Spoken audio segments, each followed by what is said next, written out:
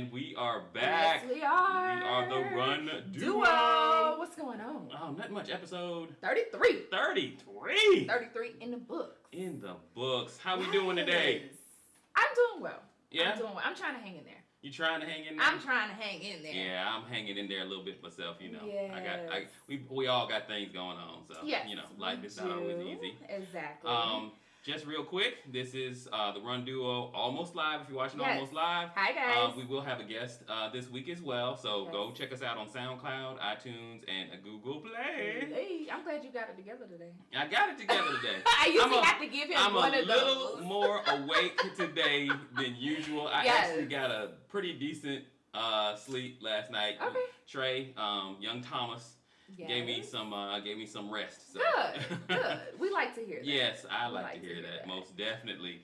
Now we want to start out. We lost a big, huge member of the Atlanta running community. Yes. Not just the African American running community. He was a part of the Atlanta Track Club. He was a board member of Atlanta Track Club, very well known. Yes. Jerome Scales. Yes. So we lost him. He lost his fight with cancer. I think you were saying he had been battling for like 4 years? Yes, he had been battling for 4 years with cancer and had been back and forth. He was still running and doing his thing. Unfortunately, we lost him on June 20th at the age of 48. So yeah, that's definitely really unfortunate. Yes, very unfortunate, very hard. I had the ability to see him while he was in hospice and also go to his funeral, and it was an amazing, I want to not call it a funeral, I want to call it a homegoing ceremony because it was a very nice ceremony that a lot of people put on. Of course, he was a husband, he was a father of 3 girls. Okay. He was a grandfather as well. He was an Atlanta Track Club member. A lot of Atlanta ATC people, Atlanta Track Club came out. A lot of Atlanta runners came out. He was also a member of Alpha Phi Alpha fraternity. So his line brothers and a lot of frat brothers were able to come out. And it was just great. We packed out that church. And it was just amazing. So he was an amazing guy, very inspirational. He was a run coach. Like he was everything. He smiles and everything. He just lightened up. He would run. He was a fast guy. Yeah, so he would run, but he would come back and cheer you on, and always had a selfie stick taking selfies, and he was just full of life. Definitely. And I mean, Jerome was one because he basically started running to get back in shape. Yes. But if you ever saw him, you would have never thought he was ever out of shape. Right. He looked like a runner. Like she said, very, very fast. My memories of Jerome is, I remember, and this was before, I'm guessing it was before he was diagnosed. I think you had this party too. He had a birthday party at, what's Hanks? Tom and Hanks, yeah. I wasn't there very long because by the time I got there, they were way too drunk for me to deal with, so I had to leave. Yes, but that just tells you what the kind of fun, he's just a jovial, fun guy. Yes. And I remember when he originally got diagnosed, because he missed Boston. When he was kind of looked like he was in remission, he came and ran the ATL. He didn't run the relay, he ran the 10K. Yes. And I ran the 10K that year as well. Exactly. And we kept going back and forth. He ended up beating me, of course. But I got to sit and have breakfast with him after the race. And, just a guy that always smiled, always happy, always in a good mood. Yeah. So, definitely a loss to the running community. And the community at large, period. Of course. And something that he would always tell me, he'd say, India, you got this. That's something that he would always tell me. You got this. And of course, his favorite saying is 1 mile at a time. That's his hashtag that he had. And then he always had keep running as a hashtag. Yeah. A couple of the letters in the keep running were uppercase. So that's how you know that was his hashtag. And Jerome was just loved. And he was always like, India, come get a selfie. And I'm like, okay. So I had a lot of pictures of him smiling and just being happy and healthy. And it was really good to be able to see him while he was still living and being able to be a part of his life and the inspiration that he left, and just hearing also the Atlanta Track Club and how much he gave to ATC through trainings, through helping them with the board and bringing inspiration, bringing love and all of that to the Atlanta Track Club. And it's just amazing when someone touches so many people. So it's just really good to be able to see that. And for those that are running the Peachtree Road Race next week. There are going to be a lot of people in remembrance of him that will be putting J on the back of their shirts. A lot of people will do that in tape or whatever way you can do a J on the back of their shirts. There was a individual that is making bibs for the race as well. So some of us were able to get bibs that we'll pick up from the expo. Atlanta Track Club will also be having a table at the expo. In remembrance of him, for us to be able to sign and write memories to him. So at the expo for the Peachtree Road Race, they will also be doing that. That's great. I'm glad, because he was one of the reasons. Because I really had not been a Atlanta Track Club member. He was one of the reasons when I originally got into running with the Atlanta running groups and all that kind of good stuff. Right. He was one of the reasons I joined the Atlanta Track Club, because I would see him at the races, and you know, he's got the Atlanta Track Club stuff on, and he's on the team, and I'm like, that's diversity. Yeah. I like that. And it was always just a welcoming spirit for him. He was like, come on. Like, it's always great. So you will not be forgotten, Jerome. And, you know, just like I told you last week, as I held your hand, I told you leaving a legacy, and we're going to continue it. And I'm pretty sure the Atlanta running community is probably going to pull some stuff together. And his sister wanted to be involved and make sure that, you know, getting some of his family members also were wanting to run. So we're like, hey, come on. You know, we welcome anybody that's wanting to hit the pavement. So exactly. Rest in heaven, and we will see you again. I will see you again, Jerome, for sure. Oh, you saying I'm not going to heaven? Why you just say you? I didn't say you. I just want to speak for myself, because some people don't believe in that power, but I believe in it. You're like, look, I'll see you. I don't know about this one, but I'll see you again. Get your life together, Tommy. Anyway, thank you for breaking up a little bit of the summer. Bye. Whatever. So, what's going on with you? Let me talk about my race, because I finally got a race to talk about. Yes, go ahead. I really haven't had any races. I haven't had any races this year, so I did go. Now, this was supposed to be a part of my 10K or training for the Peachtree Road Race. Right. It really is not, because my training for the Peachtree Road Race is pretty much not as consistent as I would like it to be, you know, with a new kid and everything. But so I actually ran the Monday Night Garage, or what's it called? Is it Monday Night Garage 10K? Monday Night Brewery. Maybe it's Monday Night Brewery 10K. Anyway, there's it's called Monday Night Garage. It's over on the west side Beltline here in Atlanta. And of course, race director extraordinaire Tess is the one that puts it on with Run Social. Yes. And it's on a Monday night. So it's a kind of unique race, because it's on a Monday night. Literally on a Monday night. So it's kind of a unique race. Now, if you are within 50 miles of Atlanta, you know how hot it can be here. After work, that time period, because the 10K started at, I want to say, at 6:30. Yes. Sun's still blazing. I mean, it's still hot. It's still humid. Or whatever. I didn't go out there to try to beat anybody. I just said, I signed up for it. I had signed up for a 5K a couple of weeks earlier and missed it because somebody wouldn't let me sleep. So I didn't even go do it. Because I said, I'm not paying for another race and not going to it. I mean, but we're looking at temperatures in the 80s and 90s. Yes. High 80s and 90s during that time. It was, but I said, I'm running it regardless. So I went, got my shirt, and went out there, light clothing, that sort of thing. It was good to see a lot of people. I saw David Henry, Lisa Gosney was out there. But Buckhead Mike, I don't know if you know, he runs with Pacer City. Buckhead Mike was out there. Sheba was out there. Carrie Fox was out there. I mean, I can go on and on. She had great volunteers too out there. So it was a good number of people, and it's good to see. People that because I don't live in the city anymore. I don't get to run, on the Beltline anymore, so I don't get to see a lot of people. So it was good to see a lot of people. So I enjoyed that part of it. It made me miss, being able to run through the city. What I did notice was, maybe I'm just getting older. Everybody looks so young. Everybody and it may be just because of Tess's pull and the kind of people that she attracts to her races. It was like, I want to say hipsters. That's like running. What age group? Like run hipsters.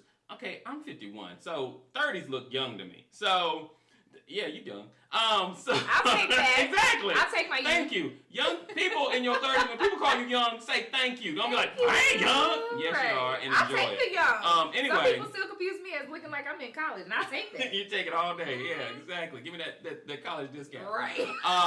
But yeah, they look like hipsters almost to me. Like all their little gear was all cool, and it wasn't like normal. Like I go to Old Navy and get my running gear. They had that real unique, eclectic running gear. They're running with their GoPros and all that good stuff. Anyway, I will say that Tess definitely pulls out a different demographic to her races, especially when they're just to all her races. Like she's definitely, although she's an African American race director, she pulls out a different demographic and meaning, a little bit more diverse. Yeah.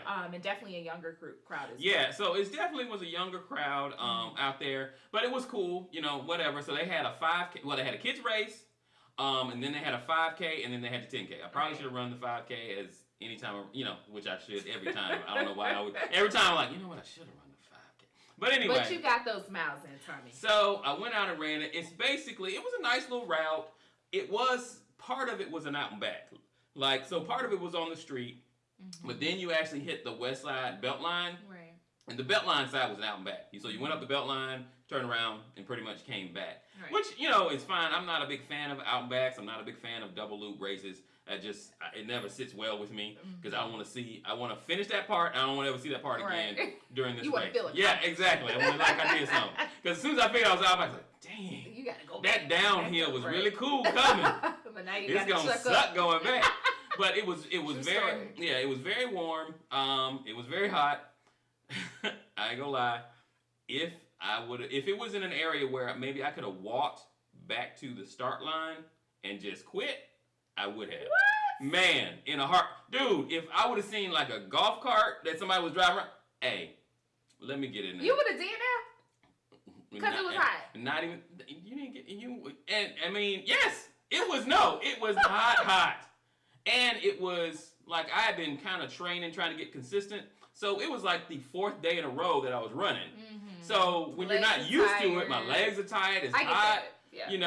I don't like any race that I don't feel like I can run the full race. It bothers me. Okay. So with all that said, I ain't gonna lie, I got to the finish. It started to rain, which honestly was a blessing. I wish it would have rained earlier. I was like, thank you. I wish it would have started raining earlier. Yes. It started to rain like right as I'm turning to the finish is when it started kind of raining. Mm-hmm. So got a little bit of a sprinkle. Crossed the finish line. Angie O'Neill was there. Saw her. And literally walked over across the finish line and walked to my car. He was like, I'm out. But I mean, I actually was going to change my shirt. Like I brought a different shirt because I was going to go in and have some beer. But, it was 8 o'clock. Mm-hmm. And I was like, dude, Heather would take my head off if I hung out, too much later. And then I had to, I got to go to work the next day. Right. That kind of thing. And it's out there. I see why I don't go over there. Yeah, from where we live. Yeah. Yeah, I see why. Because sometimes I'll see like Tess and some people hanging out over there. I'm like, that looks so cool. Why don't I go over there? Because it's a million miles away. Yeah, especially during rush hour traffic. So I'm sure you had to. Yeah, so I was like, that's good. But the crazy thing is, after all that, I took second in my age group. Give me a high five! Great job! Whatever, dude. What do you mean, whatever? Okay, let me explain something to you. No. I need you to appreciate your glory of second in the age group. It's second in the age group. Tess had already posted that if you didn't stay there for the award, she wasn't mailing it. So I hadn't even contacted her, but I said, okay, that's fine. But I just happened, actually, I didn't know. Heather saw it. Heather was looking. She's like, you took second in your age group. Probably because the people in my age group probably won the Masters. I'm thinking that's what happened. Like the people who were actually fast actually won the Masters award. Can you just sit in the glory? Can y'all help Tommy? Because he just over here, he just won't accept and sit in the glory that he has. Let me just say this. Until I get back to where I'm shooting, at least, I'm not saying I got to run a PR, but until I get back to where I'm shooting for PRs in any distance, it doesn't mean as much to me. I got you. Because I'm not running for the glory of an age group. I'm running for my times. Okay, I understand that. But all I'm saying is you were hot. You wanted to quit. You didn't feel in shape. All of those things that you just listed, but you still took home an age group. Yeah, okay. I mean, I ain't gonna lie. I'm gonna write it down. It's gonna be, don't worry. At the end of the year, I'm like, I took a second age group. Right. When I go out there next year, I took a second age group. 2019 age group. I got you. I'm just saying. Well, congratulations. That's awesome. Thank you. But it was, all in all, though, as always, Tess does a great race. I saw Terry, but I left, so I didn't get to hear him sing. Because they were going to set him up outside, but I guess it started raining, so he had to. So I didn't get to hear Terry sing, unfortunately, because I did really want to. Nice. Yeah, so it was a good time. Good time. Okay. What's going on with you? So, big announcement. Uh-oh. So, we interviewed Patrick Jefferson on one of our last couple episodes. Yes. And Lace he Up is Fitness. the founder of Lace Up Fitness. Yes. So, drum roll. You got a drum roll? I don't think so. I got some applause I'll give you in a Trying minute. to give an audience trying to give a drum roll without beating on the table. I am now signed up with Lace Up Fitness, and I have decided to obtain a run coach. So this is the official announcement. I haven't announced it anywhere else. I now have Coach O as my run coach. So I am super excited. Yay! I get hand claps. So I am super excited to now be partnering with Lace Up Fitness, and Coach O is my run coach. It is time to get India together. I have. You got to get serious now. I have to. Like, you got to get dead. Literally, serious I talked to him. I talked to Patrick on like a Saturday. I talked to Coach O on a Monday, and on Tuesday I started. Wow. Literally, that is what it is. So I have officially started a training plan. So I am having to soak up the accountability. I am having to do my runs. I can't slack. I'm reporting to him on how my runs are and what my stats are. So I'm screenshotting and putting it in an app. So our initial communication literally was, we need a verbal conversation on what your goals are, what you're doing right now, how consistent are you running. Yeah. All of those detailed things. And he said, okay, what are you looking for? And so for me, I have not PR'd in a half marathon since 2016 at the Brooklyn Half. Okay. And so for me, that's a big deal because I've had several halves in between there. Yeah. So I would like to PR in a half marathon, but I also know that my next half marathon is not until the race in October. Okay. My first goal is to course PR. Okay. I will say that. All so right. to beat my time from last year at the race. Mm-hmm. And if I could get a overall half marathon PR, that would be amazing. But we will see what these next couple months, brings me. Right now, he's really focused on consistency for me. So he was like, how many days you been running? I'm like, maybe like 3 maybe? Like I've been very, honestly, ever since I completed my full marathon in last October and then went right into the race, I have really kind of slacked off. That's just me being honest. Yeah. And so now it's time for me to get back on it. So consistency to him means 5-6 days of running. And so the last week or so, that's what I've been doing. And for those that were questioning where it said week 1 on my post on Instagram, it's been a week of training. And this previous weekend, I had an 8-mile long run. Wow. So he has me hitting the ground running. And he's definitely focused on, don't focus on the pace, focus on getting it done and getting the miles on your legs. Okay, there we go. Yeah. So it's kind of nerve-wracking. That's cool, though. I mean, to be coached by somebody like that, that's definitely a serious honor. Right. So I obviously had the option of which run coach to pick. So Lace Up Fitness has a couple different run coaches, but between our interview with Coach O, knowing him previously, knowing his stats and what he has done with other athletes, I was like, I want Coach O. You know what I mean? Like, it's great to be able to be coached by him. I know that, right now, I am embracing the kind of communication that we have had. I can shoot him questions or concerns at any time. He's been very responsive.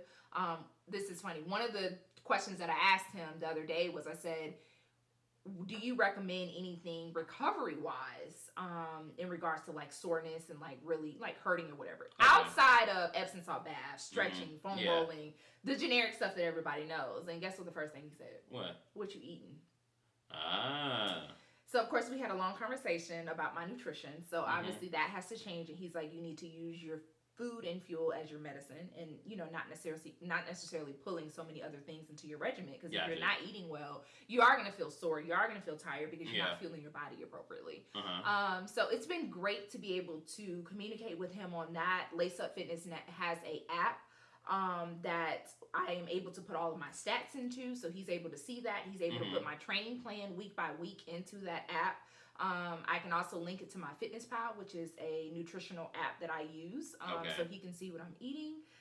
So, yeah. There it is. So, okay, so let's verify it again. Okay. The goal is Oh my PR. God. PR at the race. At the race. First off, in October. If you want to see it, if you want to run with her, yes, to PR at the race, you need to go ahead and sign up for race first off. Let's do that. That's what you need to do. So your goal is to course PR. To course PR at the race. Yes. And Coach O. Shoot. If you don't do it, it's on you. I'm just true. saying. And the thing about it is that the first time that I talked to him, Tommy, he literally said, "I don't need you to commit to me. I need you to commit to yourself." Like he literally was like, "You have to put the work in, because at the end of the day, I can give you the plan, I can give you everything, but if you're not executing, if you're fluffing off on your runs, if you're doing these things, if you're not eating appropriately, you're wasting your time and your money." Yes. So at the end of the day, he's like, "I don't need you to commit to me. I need you to commit to yourself." But he did mention needing to trust him in the process to coach me. Yes, exactly. So there needs to be, he was very focused on it being a good coach to athlete relationship. Okay. I'm so proud of you. I'm excited. I'm nervous. And I'm doing it. I mean, it's been a difficult you're going to keep us abreast of what's going on as the training goes, as we head into the race, and we kind of see where you are. Yes, and y'all heard this first. I know a lot of people don't like to say their goals, but it's like positive peer pressure, I guess, and accountability from our listeners that Indy is going to do that. So, course PR at the race. There it is. Why are you taking my words? There it is. So, yes. Oh my gosh, that's cool. Now, you went to something else. I saw a post about it. It was a run? So, Atlanta Run Club? Yes. So Atlanta Run Club had their Adidas event last week, and that was basically Run for the Oceans. It was a two-part event. Run for the Oceans, which is Adidas initiative to basically help to put money into education and understanding of ocean pollution. So every mile that you ran or kilometer that you ran, $1 went towards that research. Okay. So they were basically saying there's a truck full of trash that's being dumped into the ocean every minute of the day, and it's going to be more trash in the ocean than fish. So that run was a group run by Atlanta Run Club, which is usually based out of on Beaufort Highway is where they usually meet up. So that run was to be able to clock some of those miles that we run for that initiative. And the other piece of it was to also get the Atlanta Run Club's name and group out there. They are a run club, and it was something that was very interesting that they mentioned was they want you all to know that on Beaufort Highway, it's more than just restaurants of Mexican and Korean individuals and all that, because when people think about Beaufort Highway, they think about food. So one of their initiatives of the Atlanta Run Club is to make sure that we are educated that there's people out there. And they said that. They was like, we are people too. And they want us to know that they are out there. So I was able to go to that run. It was good. It was actually on the belt line. East Side Beltline. Okay. So that was a good initiative to be able to run. They had some Adidas reps there doing some videography and things of that nature. So it was a really good event, and they had a 5K this weekend. So definitely look up them if you're interested or in the area and want a run club to meet up with. That's definitely something to look out for. Because I mean, we both live out this way, and I lived out this way before and used to run down Beaufort by myself quite often. Right. Actually, when I used to do my long runs, I would run down Beaufort quite a bit. So Beaufort Highway runs from Gwinnett to the city. It's actually a good. If you got to be pretty tough though. It's not a flat course at all. But yes, it's not. It's a nice little run. But I definitely want to check them out once if I get a chance, if I get up. I saw some pictures of their 5K, and they had a good little crowd. They did. I think they had a little bit over 300 people that participated in their 5K, so that was amazing. That's not easy to do. I don't know if anybody knows this, but to pull I guess it was their first one. It was. To pull 300 people on your first race is not an easy thing to do. So I applaud them very much for doing that. So I definitely have to check them out. I'm gonna definitely see them. Check them out. I have not gone to a group or like an actual group run at Atlanta Run Club where they meet up, but I'm planning on doing that. And they basically just meet on different places on Beaufort Highway, so you have the option to do that. Okay. Now, I did have something I wanted to talk about, and we're probably going to lose the people on Almost Live, but keep listening on SoundCloud. Please. But anyway, so this was a story. It's not a new story. Actually, from what I've been reading, this woman has been battling this thing for quite a few years, actually. But just recently, the IAAF? There was a ruling, and a paper came out about it, So this is a South African runner. She's like an 800 meters, 1500 Track meters runner, yeah. track runner. Castor Simana, I think I said that right. Anyway, don't sue me if I didn't. But anyway, I'd heard this story before on House of Run, another podcast that I enjoy listening to. These two guys are very informative, so they were really going into detail about it. But I was half listening because I'd assumed wrongly that this was a gender transition type of incident. Like this person was born male, had transitioned to a woman, but that's not the case. This person was born female, but due to some new rules that the IAAF is trying to pass, they're telling her body, due to the way it's kind of like Too much testosterone, but she was born with some kind of chromosome glitch. Like she was born as a woman, but they're saying her chromosomes are like a man. Is basically what they're saying, and that's why her body puts out so much testosterone, and they're wanting her to take medication to dampen it so that she can compete in certain races. As a woman. As a woman, yes. The crazy thing is, like, they don't say all races though. They change, like, some of the distances are banned and some aren't, which was kind of weird. So I was like, okay, that makes no sense. If she's got an advantage in one distance, she's got an advantage in all distances, doesn't she? But that's what blew my mind when I read that they literally at this trial, they went to an arbitration trial. At this trial, they literally said she should be classified as a male. And can you imagine, like, somebody walking up to you going, "You a dude"? I mean, literally in court, no, you're a dude. Right. I would first of all be insulted. That she was. Yes. And she said she could not describe how hurt she was when insulted. that testimony in court that they said that in the arbitration court. So they said she's a dude and that she needs to take this medication. Now, the crazy thing is, she states that she's like, well, they have been using my body as a guinea pig for years. They said that they have been giving her stuff for a while. Now, this is not just some everyday or the mill, weekend runner. She is an Olympic champion. She's a world champion.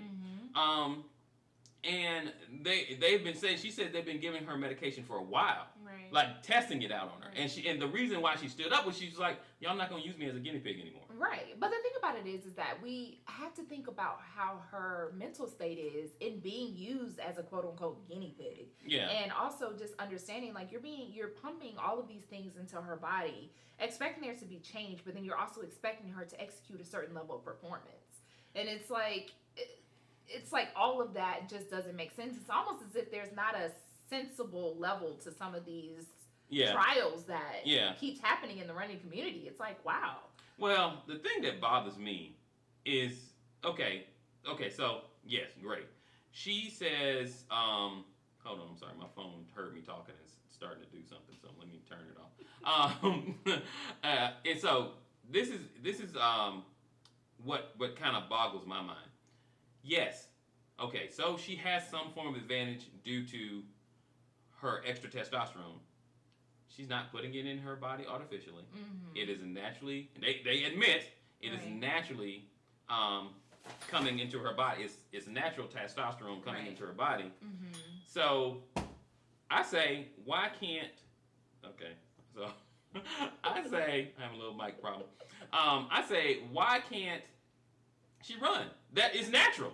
So that's, so now, and I don't like to use the word mutant, but it is kind of a mutation that makes her better than everybody else.